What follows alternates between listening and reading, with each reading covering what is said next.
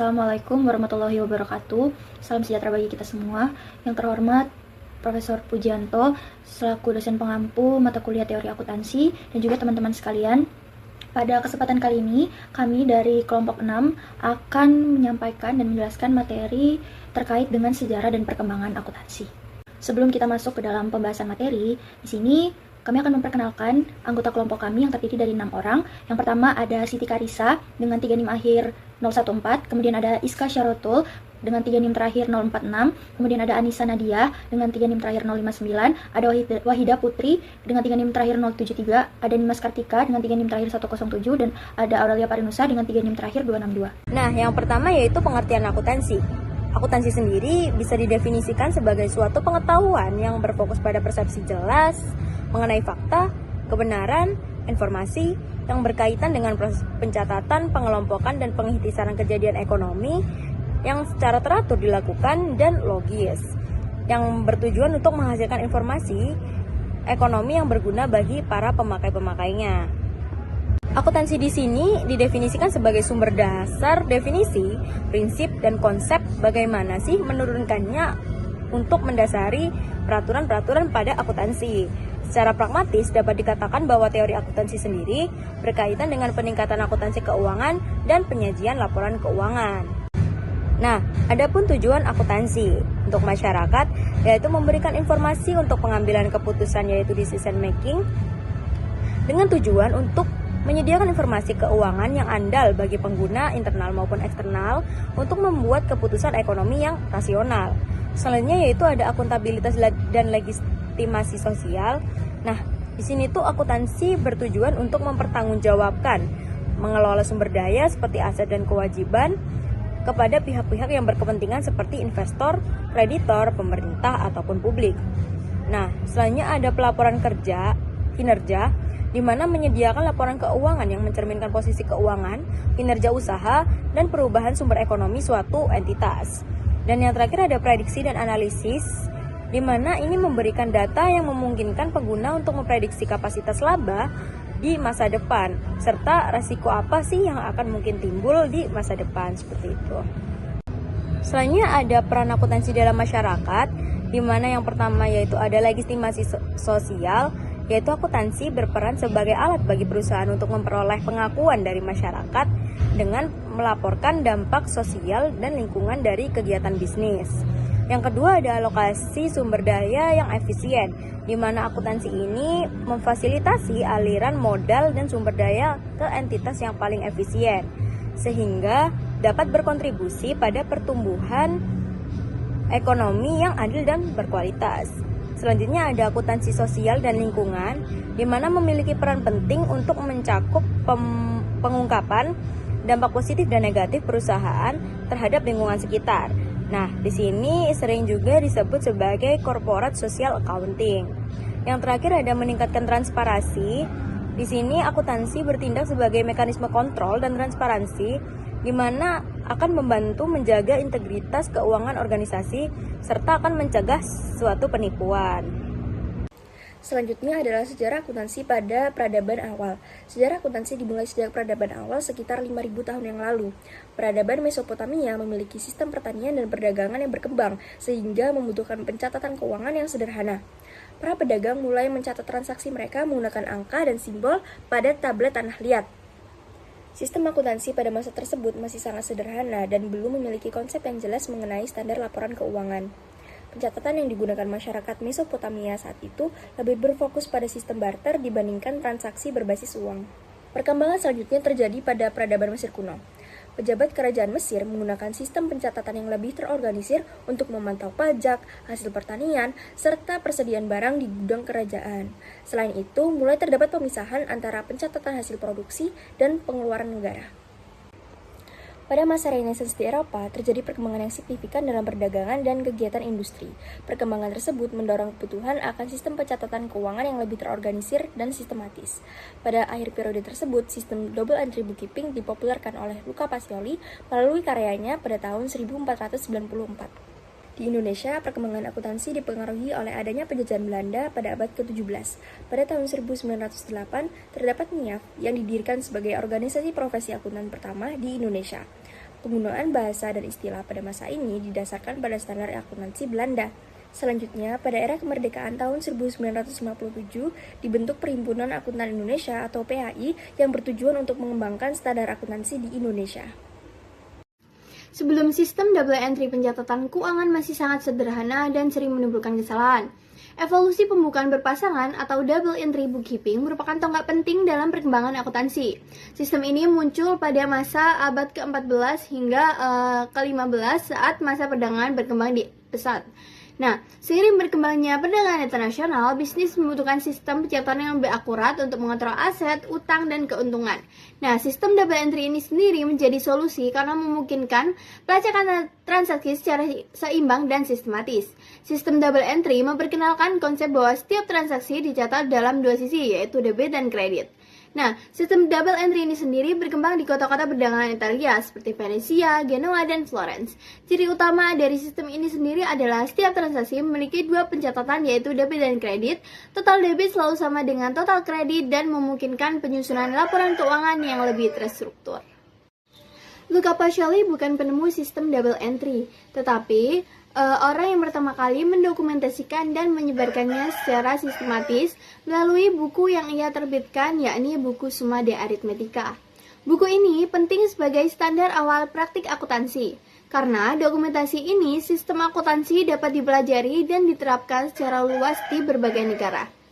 Kontribusi utama dari Pacioli ini sendiri yakni menjelaskan prinsip dari debit dan kredit, lalu memperkenalkan penggunaan jurnal dan juga buku besar.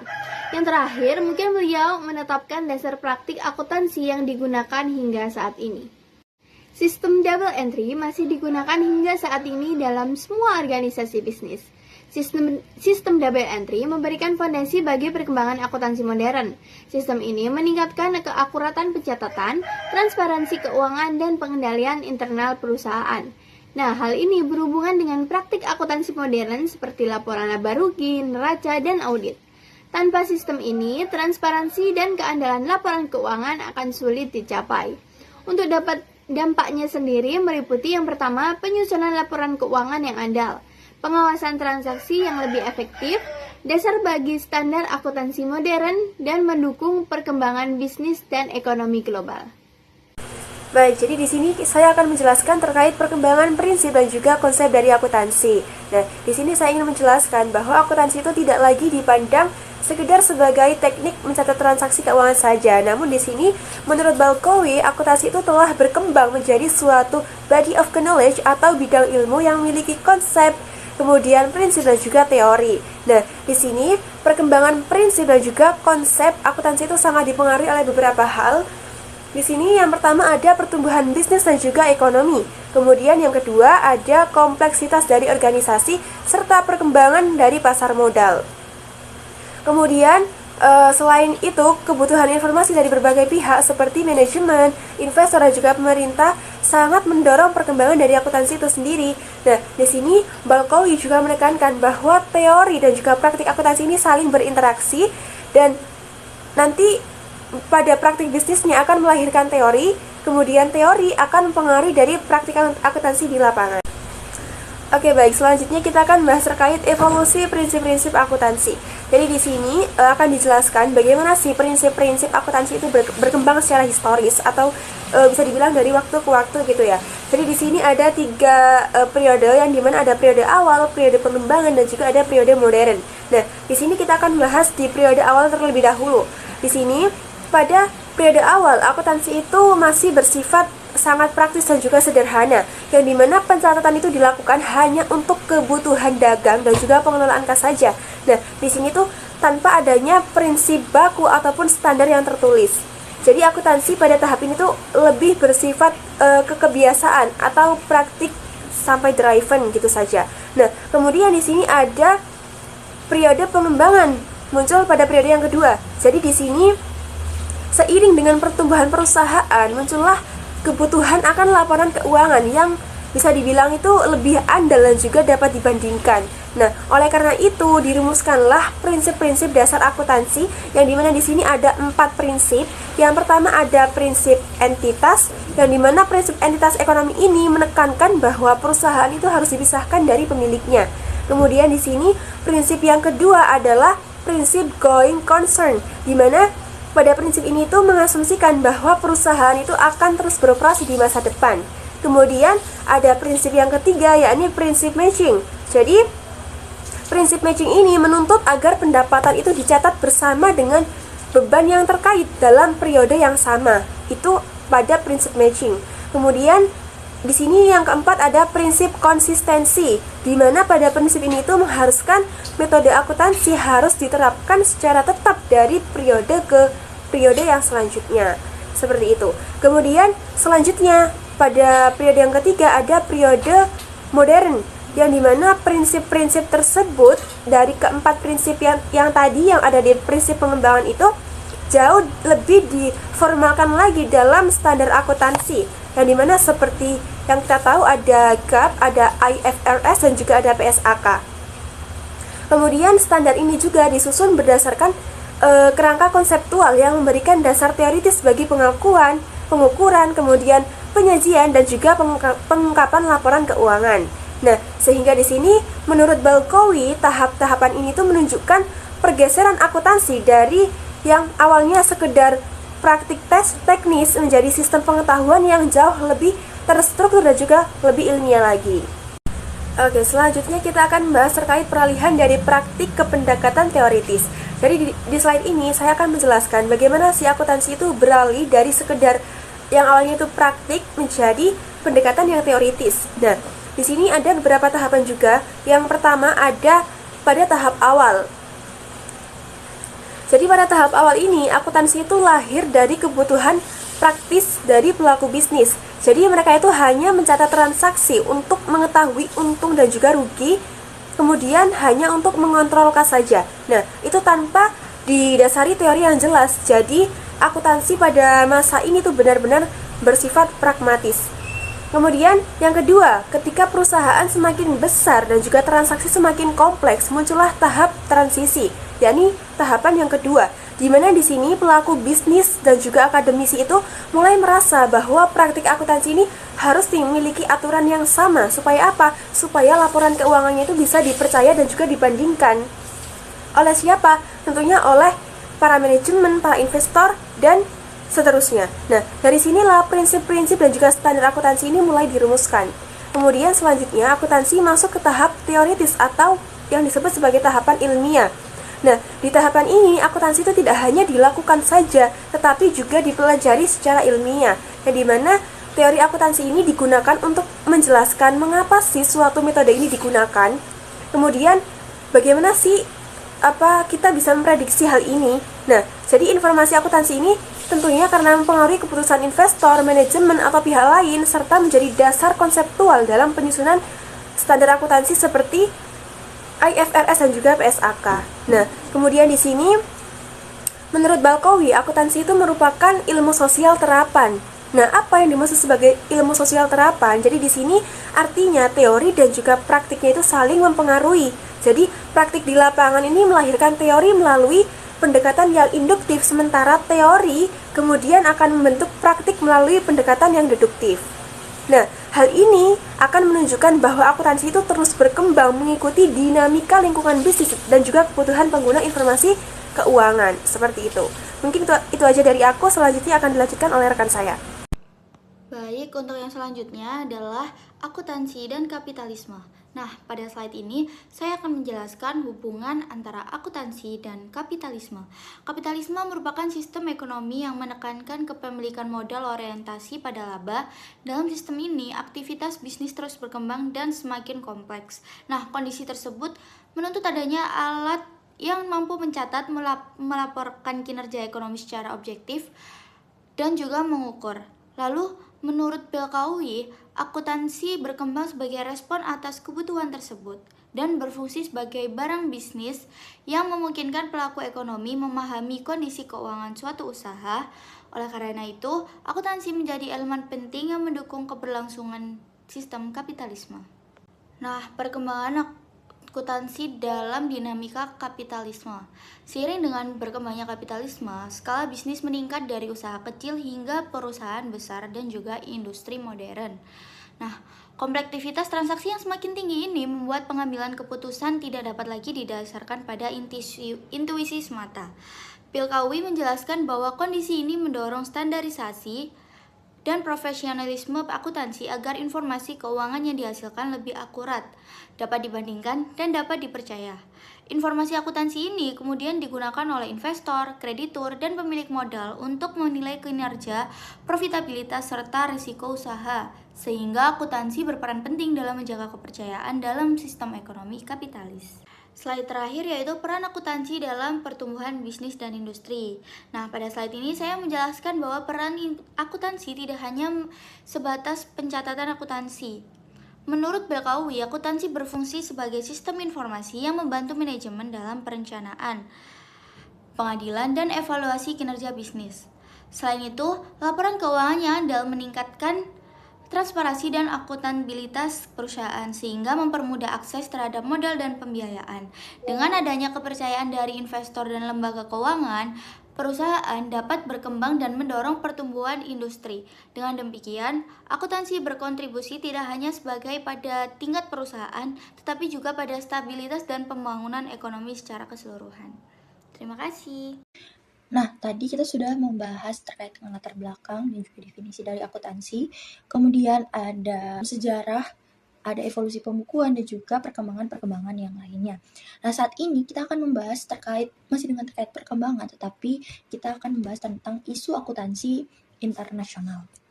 Nah, yang pertama di sini ada globalisasi akuntansi.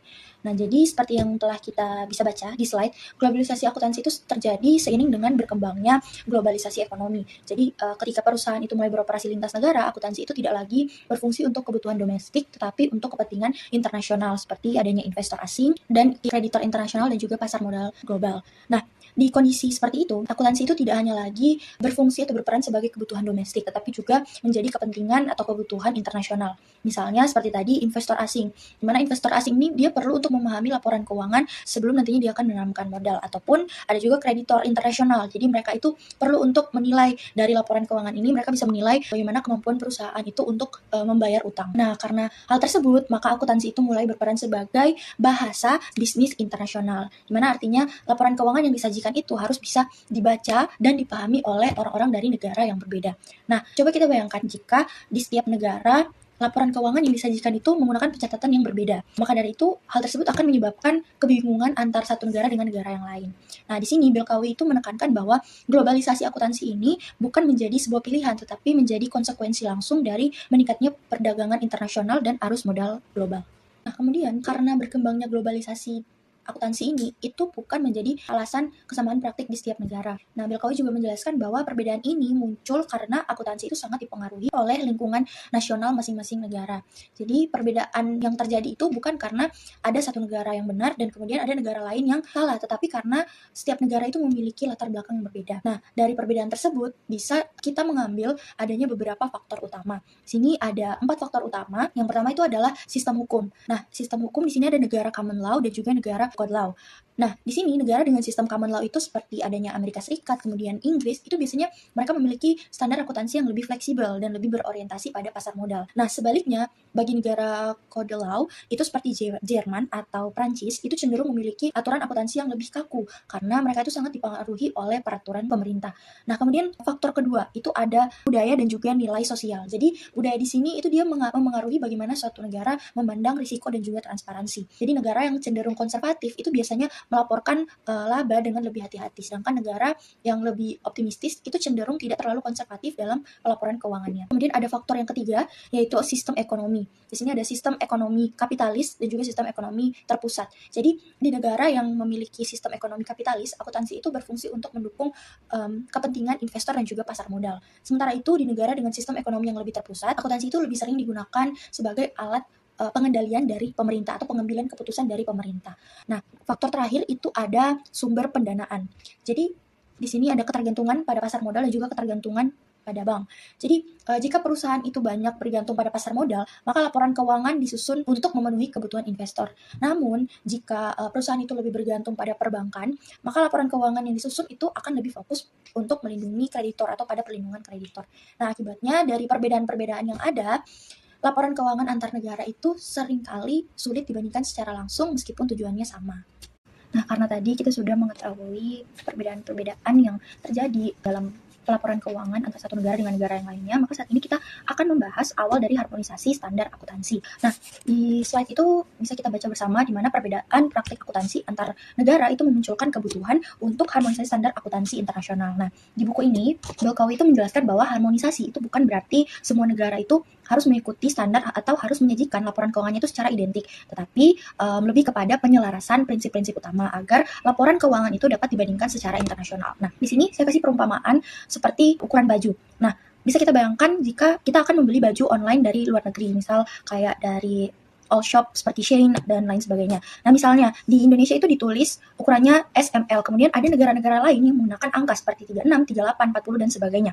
Nah, itu kan membuat kita sebagai pembeli menjadi kebingungan. Maka dari itu, jika tidak ada patokan, kita akan bingung dan ragu untuk membeli baju tersebut. Jadi kayak kita akan berpikir apakah M itu setara L atau M itu setara S. Nah, pada akhirnya kalau kita salah membeli, ya bajunya tidak akan digunakan. Nah, hal tersebut sama dengan laporan keuangan antar negara. Jadi, hal tersebut itu harus memiliki patokan supaya investor maupun kreditor itu tahu gitu, harus melihat seperti apa.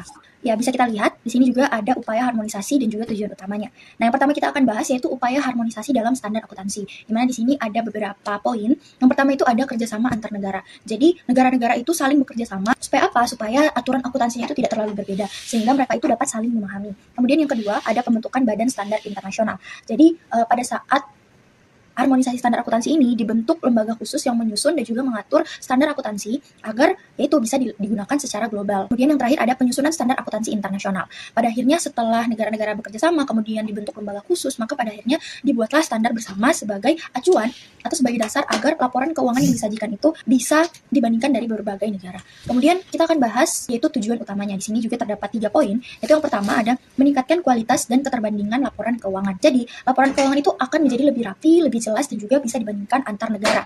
Nah, kemudian yang kedua ada mempermudah arus investasi lintas negara. Pada saat setelah dibentuknya standar akuntansi, investor itu akan lebih mudah dalam menilai dan membandingkan perusahaan dari berbagai negara. Kemudian yang ketiga ada mengurangi kebingungan pengguna laporan keuangan internasional. Nah, tujuannya itu dibuat standar agar supaya pengguna-pengguna laporan keuangan internasional seperti investor dan juga kreditur dan lain sebagainya itu tidak salah paham karena perbedaan aturan akuntansi atau perbedaan penyajian laporan keuangan. Nah, sehingga harmonisasi ini itu perlu dilakukan agar laporan keuangan dari berbagai negara yang pada awalnya berbeda itu bisa menjadi satu kesatuan dan bisa dipahami dan dibandingkan secara internasional. Nah, sekian materi isu akuntansi internasional. Terima kasih. Sekian pemaparan materi dari kelompok kami. Kami mengucapkan terima kasih atas perhatian dari Prof. Puji dan juga teman-teman sekalian. Kiranya materi yang kami sampaikan dapat bermanfaat bagi teman-teman sekalian. Terima kasih.